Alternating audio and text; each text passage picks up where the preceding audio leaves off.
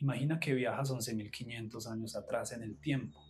No hay ciudades, no hay agricultura, no hay rueda, no hay metal.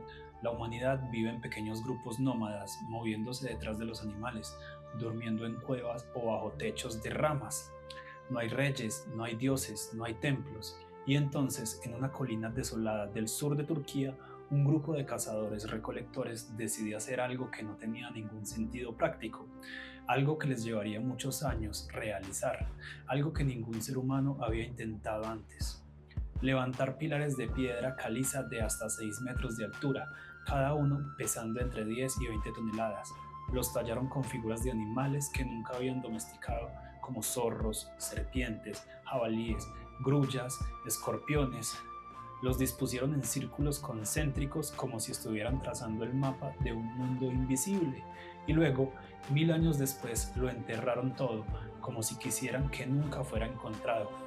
Este lugar existe, se llama Göbekli Tepe, y su descubrimiento ha obligado a los arqueólogos a reescribir la historia de la humanidad, porque si fuera cierto, entonces todo lo que creíamos saber sobre el origen de la civilización es un error. Y la pregunta que nadie se atreve a responder es: ¿quién lo construyó? ¿Cómo lo hizo? ¿Y por qué luego lo enterraron?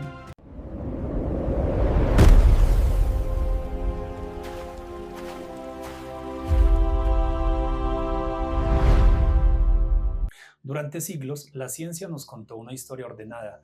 Primero el ser humano aprendió a cultivar la tierra. Eso le permitió quedarse en un lugar. Con el tiempo, esas aldeas crecieron y se convirtieron en ciudades. Y en esas ciudades, al fin, los humanos tuvieron tiempo libre para pensar en dioses y construir templos. La agricultura primero, los dioses después. Esa era la regla, el orden lógico, pero Göbekli Tepe rompe esa regla por completo, porque los arqueólogos han demostrado que este lugar fue construido antes de la agricultura, antes de la domesticación de los animales, antes de la rueda, antes de la cerámica, antes de que existiera cualquier cosa que pudiéramos llamar civilización. Los cazadores-recolectores de Göbekli Tepe aún no almacenaban alimentos, tampoco tenían una jerarquía social compleja y, sin embargo, lograron mover piedras de 20 toneladas, tallarlas con una precisión asombrosa y alinearlas con puntos astronómicos exactos. Porque si los templos vinieron antes que las ciudades, entonces el motor de la civilización no fue el hambre, ni el miedo, ni la necesidad, fue algo mucho más profundo, algo que los arqueólogos llaman la revolución cognitiva, y que quizás sea el verdadero origen del abismo que nos separa de los animales. Si los templos son anteriores a las ciudades, entonces la fe no es un producto de la civilización, la fe es su causa, y eso significa que el ser humano no es un animal racional que un día descubrió la razón, es un animal que siempre ha necesitado creer en algo más grande que sí mismo. Esto nos obliga a preguntarnos: ¿qué estamos haciendo hoy con esa necesidad de creer? ¿La estamos usando para construir o para destruir? En 1994, un arqueólogo alemán llamado Klaus Schmidt estaba trabajando en una zona de Turquía conocida como el Creciente Fértil. Buscaba asentamientos neolíticos, pequeñas aldeas de los primeros agricultores, pero un día, caminando por una colina desolada, vio algo que no encajaba. Grandes losas de piedra caliza sobresalían del suelo. No eran naturales, alguien las había tallado, y no eran simples bloques, estaban cubiertos de relieves, animales, hombres, símbolos que no reconocía. Schmidt comenzó a excavar y lo que encontró superó cualquier sueño de su carrera. Bajo tierra, perfectamente conservados, aparecieron los primeros pilares, altos, rectos, con forma de T. Cada uno pesaba varias toneladas y estaban organizados en círculos, como un santuario al aire libre. Con el tiempo, las excavaciones revelaron más de 200 pilares en 20 círculos diferentes. Göbekli Tepe era un complejo monumental construido por personas que no tenían nada de conocimiento para construir algo así. Pero lo que más llamó la atención del descubrimiento fue la calidad de la talla en esos bloques.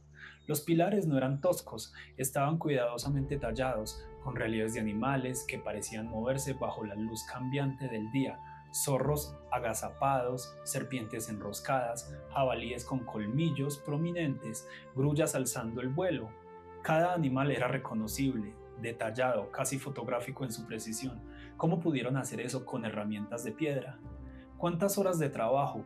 ¿Cuántas generaciones de aprendices? ¿Cuánta paciencia necesitaron para dominar esa técnica?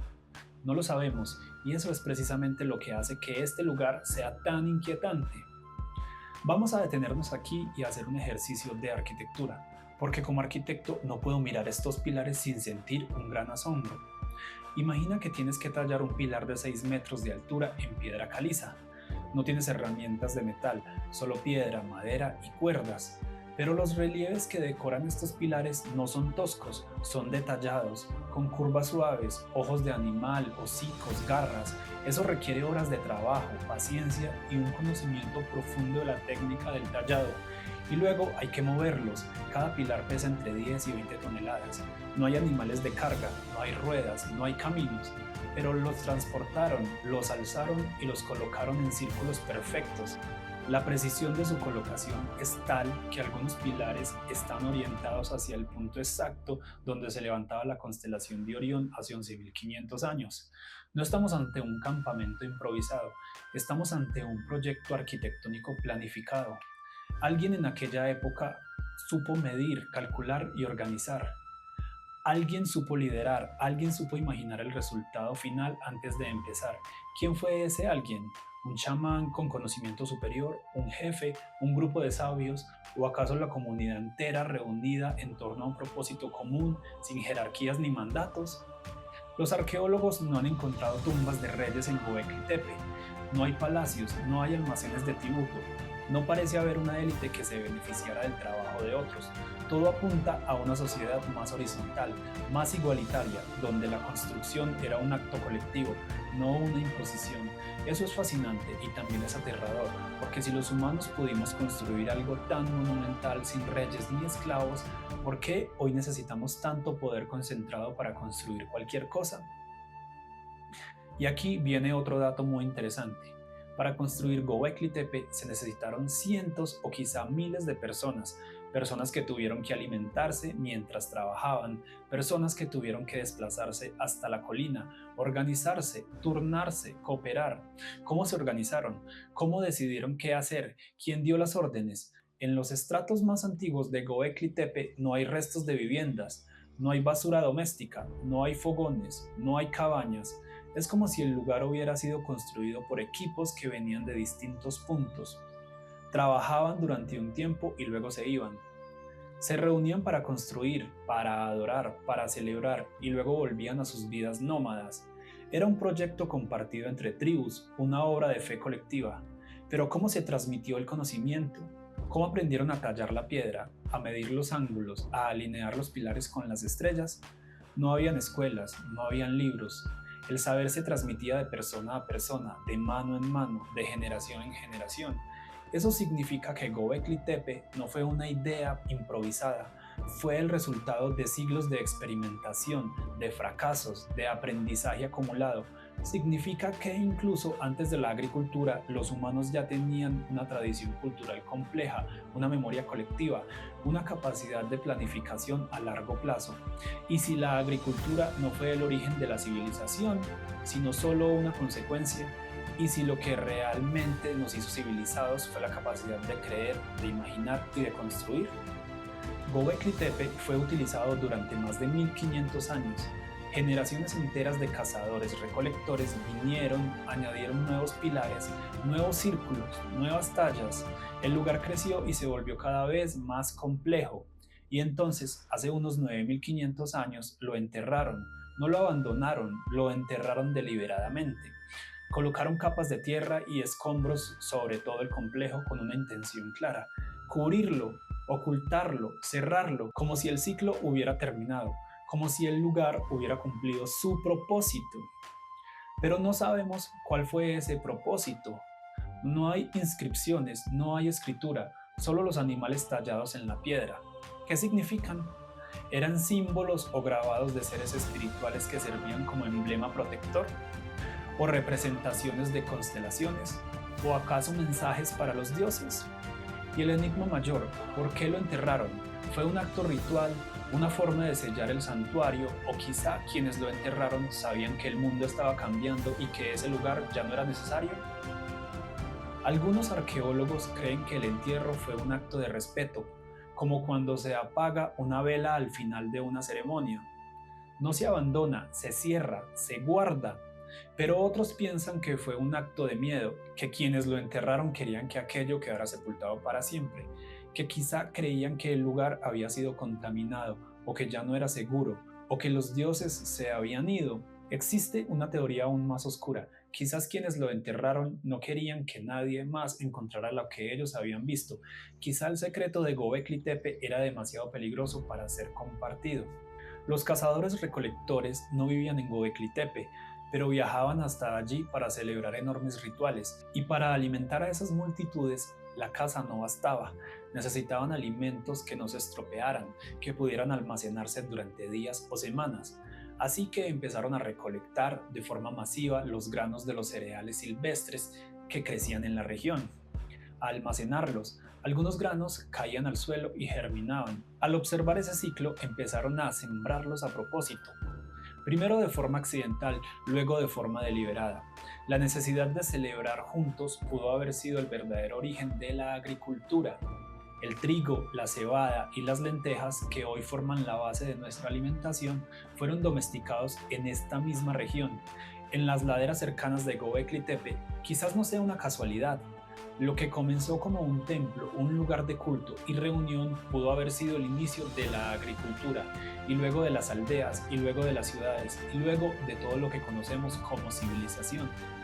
Quizá la religión creó la agricultura y no al revés, y eso cambia todo, porque significa que el ser humano no es un animal que construye templos porque tiene tiempo libre. Es un animal que construye templos porque necesita tiempo libre para pensar en dioses. Y esa necesidad es tan fuerte que transformó el mundo. Pero también significa que la fe no es un accidente de la evolución, es el motor, es lo que nos impulsó a cambiar el planeta, a domesticar especies, a crear imperios y también a destruirlos. Si todo esto es cierto, entonces Gobekli Tepe es el primer capítulo de una historia que aún estamos escribiendo. Es el origen de la necesidad humana de trascender, de mirar al cielo, de construir algo que dure más que nuestra propia vida. Gobekli Tepe no es solo un misterio arqueológico, es un espejo que nos devuelve la pregunta de qué hemos hecho con nuestra herencia. ¿Construimos para honrar a los dioses o para honrarnos a nosotros mismos? ¿Construimos para reunirnos o para excluir? ¿Para compartir o para acumular? ¿Para crear belleza o para imponer poder? Gobekli Tepe sigue enterrado en su mayor parte. Solo se ha excavado menos del 5% del sitio, el resto sigue bajo tierra esperando. Los arqueólogos estiman que quedan más de 100 pilares por descubrir o quizás más, pero no necesitamos desenterrar todo para saber que este lugar ha cambiado nuestra comprensión de la historia. Ya no podemos decir que la civilización comenzó con la agricultura, comenzó antes, comenzó con una idea, con la necesidad de darle forma a lo invisible, con el deseo de dejar una huella en la piedra. Gobekli Tepe demuestra que el ser humano no es un animal racional que un día descubrió la razón, es un animal que siempre ha necesitado creer en algo más grande que él mismo. Necesitó dioses antes que ciudades, necesitó templos antes que casas, necesitó ritos antes que leyes. La ciencia nos ha vendido la idea de que somos producto de la evolución, de la necesidad del hambre, pero Gobekli Tepe muestra otra verdad, que la fe y el deseo de trascender fue el verdadero motor de lo que somos. No fue la necesidad lo que nos hizo humanos, fue la imaginación, fue el miedo a la muerte, fue la necesidad de creer que hay algo más allá del polvo y el olvido. ¿Cómo explicamos que la fe que nos unió sea ahora la misma que nos separa? ¿Cómo explicamos que el mismo impulso que levantó Gobekli Tepe sea el que hoy levanta muros entre países, entre religiones y entre personas? Gobekli Tepe no es un monumento al pasado, es una advertencia. Nos dice que el ser humano no ha cambiado tanto, que seguimos siendo esos cazadores recolectores que necesitan creer, que necesitan reunirse, que necesitan construir algo que perdure en el tiempo. ¿Qué estás construyendo tú hoy que merezca ser enterrado y desenterrado dentro de 11.000 años? Si te ha gustado este viaje al pasado, no olvides suscribirte. Esto es Abismo de Historia, porque el pasado no es un final, es un comienzo y la historia se sigue escribiendo. Nos vemos en el próximo abismo.